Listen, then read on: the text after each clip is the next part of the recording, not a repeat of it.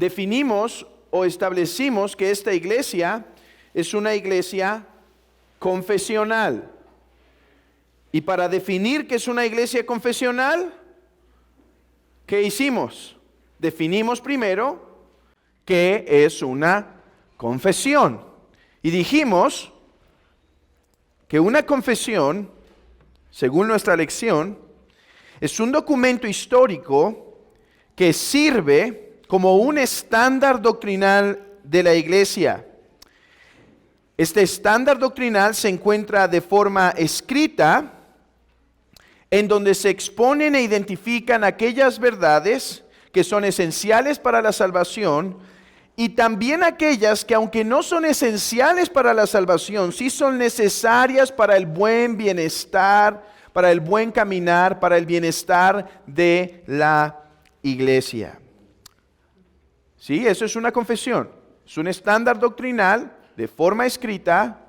Es un documento histórico que sirve como estándar doctrinal de forma escrita que contiene verdades esenciales para la salvación y verdades que ayudan al bienestar de nuestra iglesia. Bueno, ¿qué es una iglesia confesional? Una iglesia que se suscribe, o sea, que toma este documento histórico como suyo, que dice, este documento me representa en cuanto a lo que creo. Hoy mi pregunta es, ¿y por qué ser confesionales? O sea, ¿por qué suscribirnos a una confesión? Bueno, las respuestas pueden ser muchas, pero hoy solo daré una. La próxima lección y quizá una o dos más, estaré mostrando de diferentes formas por qué somos confesionales. Por ejemplo, la próxima lección voy a hablar de los beneficios de ser confesional y a la luz de eso vamos a ver, ya entiendo por qué debemos ser confesionales. Porque para cumplir la gran comisión es útil, es beneficioso, es necesario ser confesional. Y en la cuarta lección voy a responder a los que se oponen a la confesión. Y a través de todo esto vamos a ir viendo por qué somos confesionales. Pero hoy una respuesta basta. ¿Y cuál es esta respuesta, hermanos? Somos confesionales porque la Biblia presupone que la iglesia del Nuevo Testamento es confesional. Repito, ¿por qué somos confesionales?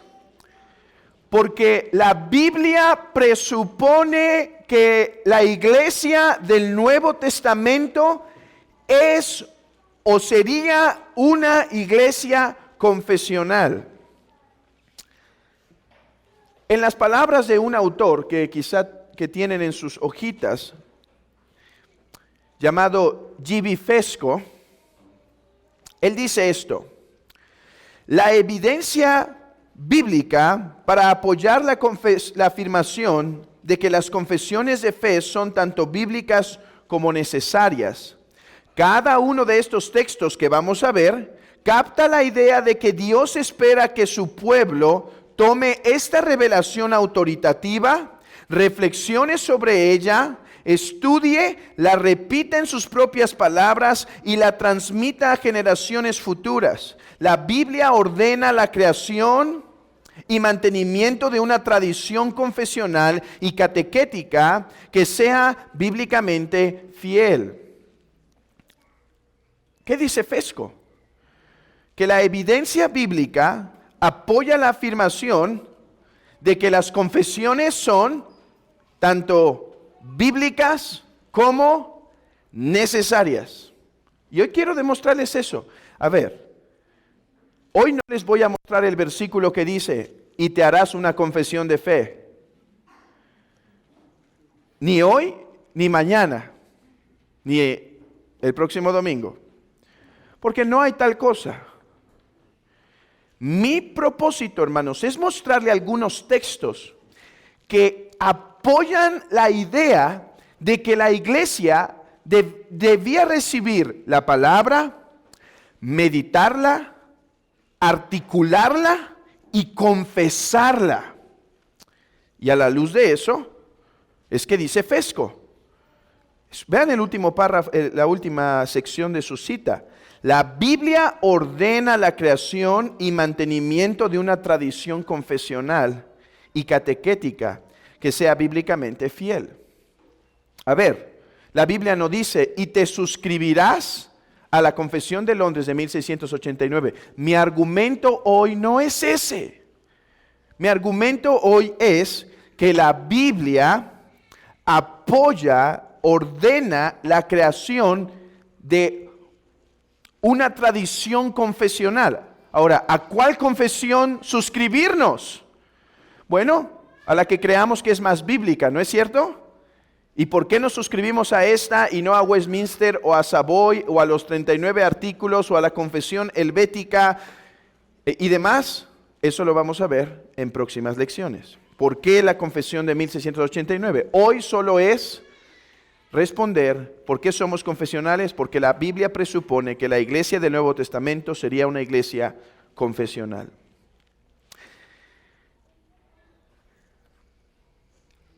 Se ha dicho, y esta es la tesis sobre todo del tiempo de la Ilustración y el tiempo del liberalismo, cuando llegaron los teólogos alemanes con presuposiciones anticristianas y empezaron a hacer teología. Ellos dijeron que los credos, por ejemplo, credo de Nicena 325 o credo niceno-constantinopolitano el 381 o el credo de Éfeso 431 o el credo de Calcedonia 451. Ellos dijeron, todos esos credos son deformación de la Biblia. Ellos deformaron el cristianismo por medio de sus dogmas rígidos y quitaron esa pureza del cristianismo, etcétera. Hermanos, si lo que hoy demuestro, si hoy logro demostrar mi punto, las confesiones no son la distorsión del cristianismo.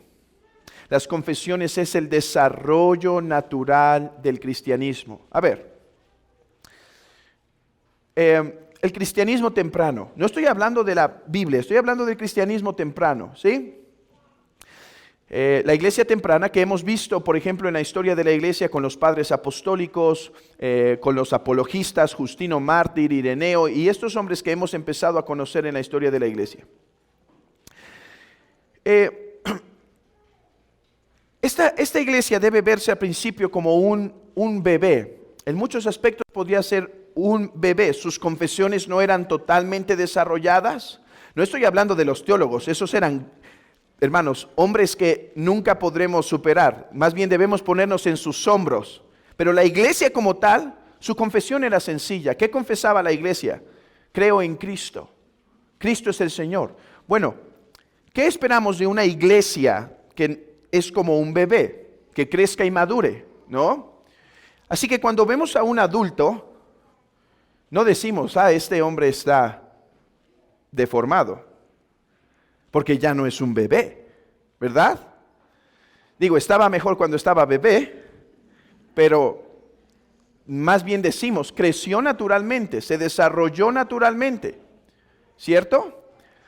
Bueno, así pasó con los credos y confesiones. La iglesia al principio tuvo un credo sencillo, pero conforme fue pasando el tiempo, la iglesia se fue tomando cuerpo. Así que espero hoy poder mostrarles esto. Y esto a través de una serie de varios textos. Comencemos abriendo nuestras Biblias en Éxodo capítulo 13. Éxodo capítulo 13.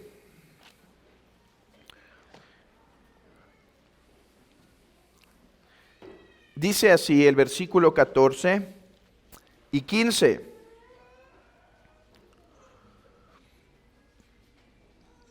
Y cuando mañana te pregunte tu hijo diciendo, ¿qué es esto? Le dirás, Jehová nos sacó con mano fuerte de Egipto, de casa de servidumbre.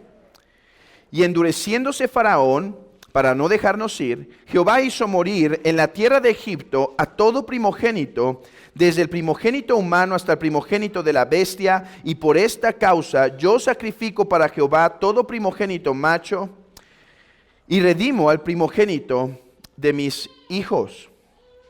Este texto nos presenta, hermanos, el núcleo de la religión judía. ¿Cuál es el núcleo de la religión judía? Dios prometió salvar, Dios salva, ahora Dios instruye a su iglesia de cómo un pueblo salvo debería actuar. Ahora, a lo que quiero llamar su atención es al hecho de la responsabilidad de los padres.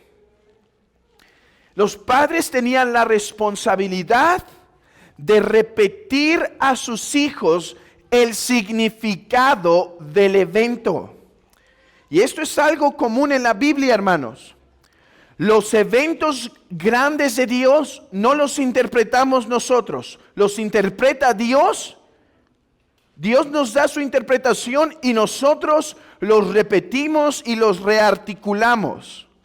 Y así dice, a ver, ¿por qué hacemos este sacrificio? Ahora que has nacido, bueno, para que entiendas lo que pasó tiempo atrás, para que sepas lo que Dios hizo en el pasado. O sea, una tradición debía de ser pasada. Una tradición debía ser proclamada. De hecho, la palabra tradición, hermanos, viene del latín traditio, que literalmente quiere decir pasar. Pasar. Uno que pasa algo a otro. Uno que comunica algo a otro. Esa era la labor de los padres de Israel. Ellos recibieron la verdad, meditar sobre la verdad y comunicarla a sus hijos a fin de que la verdad sea pasada de una generación a otra. Hermanos, la iglesia, el pueblo de Dios está llamado a transmitir la verdad que ha recibido. Es lo que vemos aquí. ¿Cómo lo hacemos? Hay varias formas. Hay varias formas. Pero una de ellas es a través de confesar. Una de ellas es a través de confesar. O sea, de repetir lo que los padres nos han enseñado. Hermanos, en una sociedad que rechaza la antigüedad, que rechaza al cristianismo, que rechaza en general nuestro pasado, porque lo nuevo es lo relevante, este texto tiene valor. Hermanos, el cristianismo no es nuevo. El cristianismo se basa de verdades en el pasado. Si el cristianismo se basa de verdades en el pasado, la tradición, o sea, pasar verdad a otro, es un elemento esencial.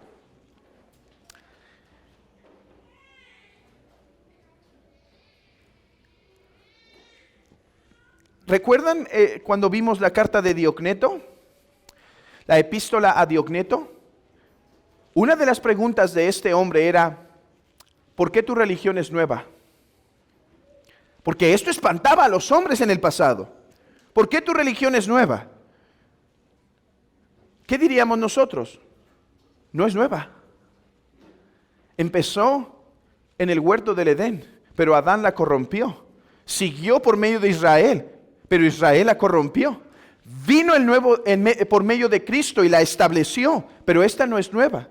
Hermanos, si no es nueva,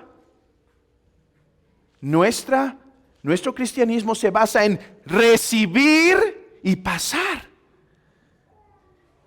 Y para hacer eso, la confesión es necesario. Y de hecho, veamos Deuteronomio capítulo 6, mi segundo texto. Deuteronomio capítulo 6, versículo 4 al 6. Aquí tenemos el claro ejemplo de lo que he repetido, de lo que he estado diciendo. Dios se ha revelado en el pasado y es nuestra responsabilidad creerlo, entenderlo, sintetizarlo, articularlo y confesarlo. Ok, lean conmigo versículo 4 en adelante. Oye, oh Israel, Jehová nuestro Dios, Jehová uno es. Oye, oh Israel, Jehová nuestro Dios, Jehová uno es. Hermanos, este fue el credo por excelencia. Este fue el credo por excelencia del pueblo de Israel. Oye, oh Israel, Jehová nuestro Dios, Jehová uno es. Dicen que los judíos, aquellos que se preocupaban sinceramente por su religión, eran considerados benditos cuando sus últimas palabras antes de morir eran justamente estas. Jehová Israel, oye, oh Israel, Jehová nuestro Dios, Jehová uno es. Esto es lo que es conocido como el Shema. Es una declaración religiosa. Sí, hermanos, amo la palabra religión, religiosa, aunque en nuestros días se dice que está mal. ¿Cómo defino algo religioso? Es algo, una verdad teológica que va acompañada de práctica. Guarden esto en sus mentes, hermanos. La confesión de Israel era una confesión religiosa. Teología con práctica. ¿Por qué digo eso? Porque cuando Israel decía, oye, oh Israel, Jehová nuestro Dios, Jehová uno es, estaban hablando, hermanos, una verdad teológica profunda. Que solo hay un Dios verdadero, que solo es Él el creador del mundo, que no hay más dioses. Y los más sofisticados incluso podrían extraer de aquí doctrinas como la simplicidad, que Dios no es un ser compuesto, sino que es una esencia divina pura. Ok, pero esa confesión teológica va acompañada de práctica. ¿Qué dice? Y amarás a Jehová tu Dios con todo tu corazón y de toda tu alma y con todas tus fuerzas. Y estas palabras que te mando hoy estarán sobre tu corazón y las repetirás a tus hijos y hablarás de ellas en la casa y andando por el camino y al acostarte y cuando te levantes, y atarás como una señal en tu mano y estarán como frontales entre tus ojos y las escribirás en los postes de tu casa y en tus puertas. Hermanos, en el texto pasado vimos que Dios manda a su pueblo que repita su verdad a las próximas generaciones, ¿cierto? Aquí vemos que esta verdad que repiten es una verdad teológica. El pueblo de Dios debe estar comprometido en enseñar a las próximas generaciones la verdad. Pero hermanos, ¿para qué? Para que las próximas generaciones puedan vivir en armonía a la voluntad de Jehová. A veces se dice, no vayas a esa iglesia confesional porque son fríos. Bueno, si son fríos no es por la confesión. Si no vayas si están fríos. O ve y ayúdalo a que no estén fríos. Pero si están fríos, no es por la confesión. Porque ¿cuál es el propósito de confesar? Conocer la teología para inflamar nuestro corazón. Teología que provoca piedad. Teología que provoca piedad. ¿Por qué son importantes las confesiones? Porque resumen la teología que nuestro Dios nos ha dado. Para que podamos vivir en conformidad a su voluntad. Para que podamos adorar. Hermanos, vivimos en un tiempo privilegiado. La iglesia temprana tuvo que debatir la doctrina de la Trinidad. Nosotros ya recibimos el fruto. ¿Y para qué? Para confesar. Oye, oh iglesia del Señor, Jehová nuestro Dios, Jehová uno es. Y Él vive eternamente en tres personas. Y adoremos al Padre y al Hijo y al Espíritu Santo. Y vivamos conforme a su voluntad. Y gocémonos en el amor del Padre y en la gracia del Hijo y en la comunión del Espíritu Santo. Hermanos, sin confesión, y no hablo de confesión física, sino sin confesión, sin declaración teológica, no hay piedad. Hay pietismo, que es diferente, pero no es piedad. Pietismo es aquellos, lo defino como aquellos, me metí en problemas con esta definición, porque el pietismo fue un desarrollo religioso en los tiempos alemanes, en el desarrollo de los anabaptistas, pero eso es otra historia. Olviden la palabra y hay una piedad. La piedad verdadera solo procede de la religión teológica. Dios ha utilizado la verdad, las confesiones, para nutrir a la iglesia. Hermanos, hay algo que me parece interesante aquí. La palabra, la verdad, es lo que Dios nos dio para inflamar nuestro corazón, para enseñar e inflamar nuestro corazón. La palabra. Hermanos, no fueron las imágenes. A veces me preguntan, hermano, ¿y tú crees que estaban mal la iglesia temprana o la iglesia patrista cuando empezaron a hacer imágenes para instruir al pueblo de Dios? Porque algunos no sabían leer. Y entonces empezaron a usar imágenes. Y ese es el propósito. Tú, ¿cómo te pones en contra de las imágenes? Mi respuesta es, la iglesia temprana no empezó a hacer imágenes, pinturas, predicó. ¿Qué está haciendo Pablo en Hechos capítulo 2? Eran los que escucharon a Pedro y a Pablo en Hechos 2 y en Hechos 13. ¿Eran más eruditos o más estudiados que los cristianos del siglo X? Eran del vulgo de todos y sin letras la mayoría. ¿Qué hizo Pedro en Hechos 2? ¿Hizo un mural o una obra de teatro? ¿O un canto con niños adelante? ¿Qué hizo? Predicó. ¿Qué le ha sido dada a la iglesia para mantener la verdad y predicar la verdadera religión? La palabra.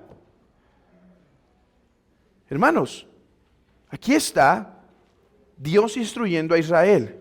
Oye, oh Israel, Jehová nuestro Dios, Jehová uno es. Ahora, saltemos al Nuevo Testamento por un momento y vayamos a Mateo capítulo 16. Hasta ahorita solamente he querido demostrar dos cosas o tres cosas. Uno, Dios nos manda preservar la verdad y transmitirla, ¿sí? Esta verdad es una verdad teológica que afecta a nuestra vida, a la religión. Y el medio no son las imágenes, son las palabras. ¿Esto demuestra que es necesaria una confesión? No. Pero hermanos, esto demuestra que la confesión es un medio útil para lograr eso. Ahora, quiero avanzar más, porque mi argumento no se detiene aquí. Mateo capítulo 16. Mateo 16, 15. Y él les dijo, ¿y vosotros quién decís que yo soy? Respondiendo Simón Pedro dijo, tú eres el Cristo, el Hijo del Dios viviente. ¿Quién decís que soy? Hermanos, Pedro pudo comenzar a citar escrituras como perico, ¿sí? Escrituras. Algunos piensan que eso es tener teología. Saberte muchos versículos piensan que es tener buena teología. No, puedes citar muchos versículos y mal. Buena teología, sí, es saber versículos, pero extraer la verdad de esos versículos, y es lo que está haciendo Pedro. ¿Quién dice que soy yo? Tú eres el Cristo, hermanos. En este texto se demuestra que la religión cristiana en su esencia es una de confesión, es una que declara. Me gusta lo que dice un autor llamado Herman Bavinck. Las escrituras no nos fueron dadas para simplemente guardarlas, enterrarlas, sino meditarlas, enseñarlas y confesarlas. Él dice así literalmente: los cristianos no pueden repetir meramente un conjunto de declaraciones bíblicas, sino que deben explicar, interpretar y repetir en sus propias palabras lo que la Biblia quiere decir. Esa es la labor de la iglesia. Recibir las escrituras, meditarlas, contemplarlas, articular su verdad a fin de poder declararlo. Hermanos, y eso es lo que hace una confesión de fe. Eso es una confesión de fe. Es la síntesis de la verdad de la Escritura sobre ciertos puntos. Las confesiones y los credos, déjenme usar esta palabra. Los credos históricos, los 7 concilios ecuménicos y las confesiones de fe son la iglesia obedeciendo a su Señor. El mundo pide razón de la esperanza que hay en ti. Dime quién es tu Cristo. A ver, explícame cómo es que Jesucristo es Dios y dices que solo hay un Dios. ¿No crees en 3? No, déjame te articulo la verdad. Yo creo que Dios es uno, que existen 3 personas. Hermanos, cuando alguien nos pide razón de la esperanza que hay en nosotros, no podemos simplemente citar Génesis 1:1 hasta Mateo 28 para explicar la doctrina de la Trinidad. No, ¿qué hacemos? Recibimos la verdad, la articulamos para poder confesar. La confesión, el acto de confesar, es un acto de obediencia que Cristo nos dio. Ahora, mientras más fue pasando el tiempo, la doctrina se fue afilando más. Porque al principio la pregunta es: ¿y quién es tu Cristo? ¿Y cómo es que Dios es 3 y 1? 3 personas, uno en esencia. ¿Y cómo es que Cristo poseía 2 naturalezas en una persona? Y después fue pasando el tiempo. A ver, háblame de tu expiación. ¿Fue para todos o solo para algunos? Y si para algunos, ¿en qué medida? Y esto fue provocando que la iglesia tuviera que confesar. ¿Y qué es la confesión? El resultado de ese gran trabajo. Vayamos a otro texto. Y estamos a punto de terminar. Segunda Timoteo, capítulo 1.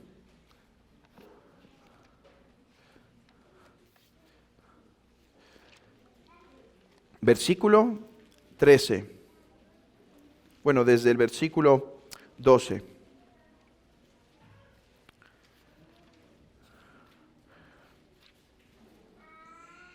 No, sí, bueno, por lo cual asimismo padezco esto, pero no me avergüenzo, porque yo sé a quién he creído y estoy seguro de que es poderoso para guardar mi depósito para aquel día. Retén la forma de las sanas palabras que de mí oíste, en la fe y amor que es en Cristo Jesús. Guarda el buen depósito por el Espíritu Santo que mora en nosotros. Hermanos, mediten en estas palabras por un momento. Retén la forma. Retén la forma. Pablo está mandando a su discípulo amado a retener la sana doctrina. Guardar la forma de las sanas palabras. ¿Qué es forma? Dice un autor. Bueno, describe un modelo, una forma o estándar que tiene el propósito de funcionar como una guía fidedigna y confiable. Eso es la forma. Es como cuando la mamá está enseñando a su hija. Retén esta forma en cocinar tu arroz.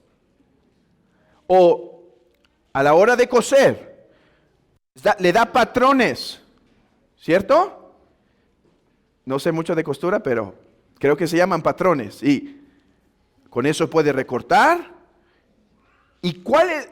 Si la hija va a hacer una buena labor, se va a basar en la medida que ésta siga la forma. La forma. Hermanos, y tengo que insistir, y esto es más que repetir versículos. Si lo que Dios nos ha mandado como iglesia es solo guardar los versículos, deberíamos estar leyendo más bien el hebreo y el griego, ¿cierto? Y 2, nuestra gran labor sería ser personas que memorizan. No, de hecho nosotros creemos, déjenme explicarlo así, que los traductores de nuestra Biblia siguieron la forma de la sana doctrina en la traducción de esta. A ver, no nos pusieron palabras hebreas y griegas. Entonces, ¿en qué sentido siguieron la forma? Hermanos, que lo que tomaron del hebreo y del griego lo transmitieron de acuerdo a la verdad. Eso es la forma de las sanas palabras. Esto quiere decir, como dice otro autor llamado Carl Truman,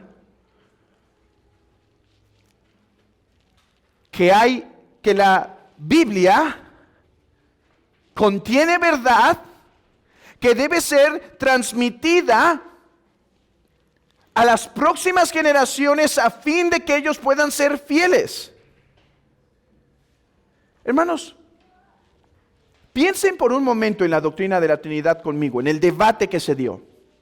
Yo he hablado de esto en el pasado y lo tocaré quizá con más detalle más adelante, pero todos sabemos la historia. Estaba Arrio, que decía, yo soy ortodoxo, yo estoy en la verdad.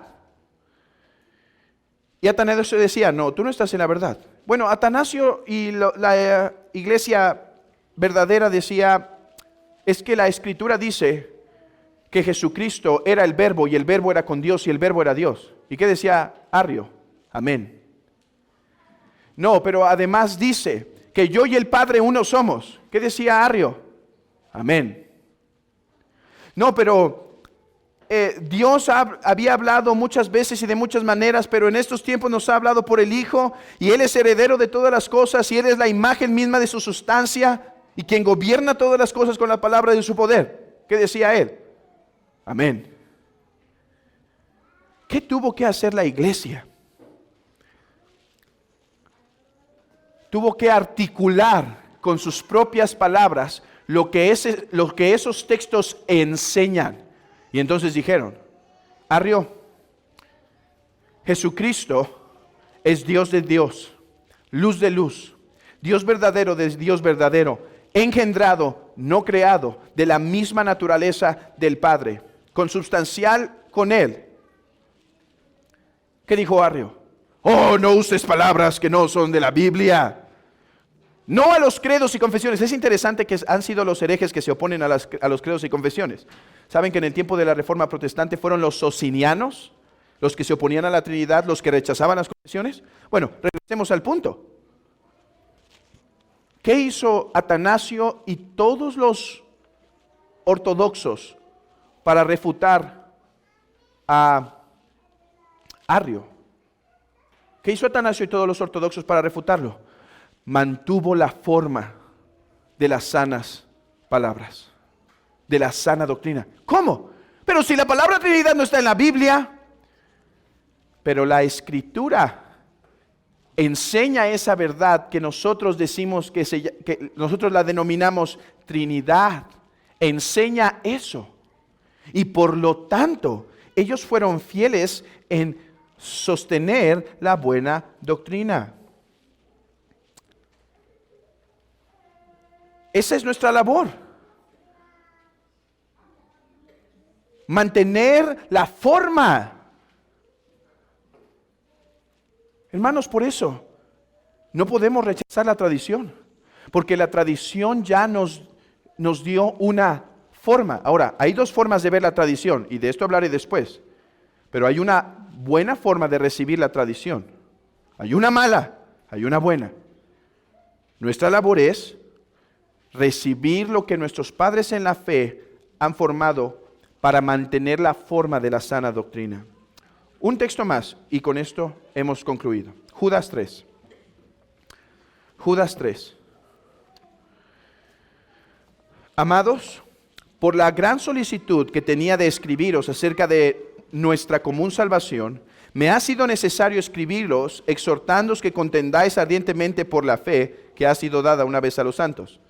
¿Qué es esto de la fe una vez dada a los santos? No se refiere al acto de creer, no es la fe subjetiva particular de cada uno. La fe se refiere aquí a un cuerpo doctrinal. Mantengan, defiendan la verdad que les ha sido dada. La fe, la doctrina y el error es lo que ha movido a la iglesia a través de los años a formalizar la doctrina en credos y confesiones. Conforme los errores se afinaban, la congregación es instada a dar una explicación más cuidadosa del contenido de la verdad que confiesa y también expresar en términos claros e inequívocos lo que creen. Hermanos, y eso es una confesión. Es expresar lo que creemos sobre ciertos puntos. Es cierto, la Biblia no dice, te harás confesiones. Pero hermanos, la iglesia desde el principio se formuló credos. Por ejemplo, la regla de fe, lo más antiguo que tenemos desde el año 150. El credo de los apóstoles, el credo de Nicea, el credo de Atanasio, después las confesiones. ¿Por qué? Porque las confesiones son el medio útil, eficiente, por el cual cumplimos la voluntad de Dios de recibir la verdad y transmitirla, de recibir la verdad y proclamarla, de recibir la verdad y defenderla. Mi argumento con estos textos ha sido simplemente demostrar que la Biblia presupone que la iglesia formularía credos y confesiones. No he intentado presentar un texto que diga te harás confesiones, porque no existe. He intentado mostrar solamente que estos versículos demuestran que Dios, al dar su revelación, esperaba que la iglesia la recibiera con fe. Mientras meditara y reflexionara en ella, sintetizara la verdad y la presentara de forma pública para la edificación de la iglesia, la instrucción de esta y la defensa del evangelio. O en las palabras más resumidas de G.B. Fesco, en pocas palabras, la Biblia ordena la creación y promulgación de una tradición bíblicamente subordinada para la edificación de la iglesia y la defensa de la fe. Hermanos, espero que esto nos ayude a tener en claro que los credos y las confesiones son la consecuencia necesaria. Son la consecuencia necesaria de querer obedecer a nuestro Dios. Yo sé que puede haber objeciones y las ha habido, y estas las voy a responder más adelante. Porque alguien dice, no, yo no creo que los credos y confesiones. Bueno, van a ver que los que dicen no credo y confesión, no credo sino la Biblia, realmente tienen credos y confesiones, solamente que no son honestos para dárnoslos públicamente. La iglesia no puede hacer su labor sin confesio, sin credos y confesiones. Estos son el resultado necesario de querer obedecer a nuestro Señor.